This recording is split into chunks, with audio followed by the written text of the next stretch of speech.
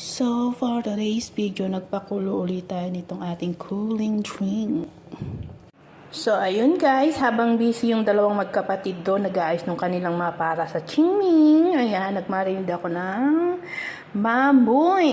Ayan, barbecue mamoy para bukas.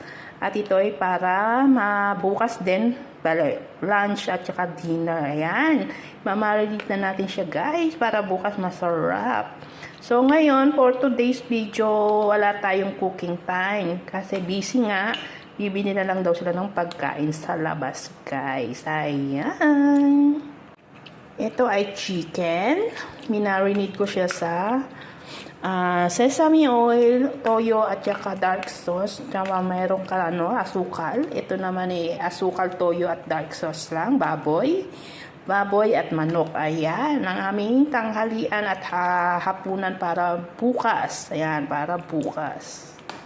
So, ito na nga guys, ang aking tanghalian. Binili lang ng magkapatid sa labas.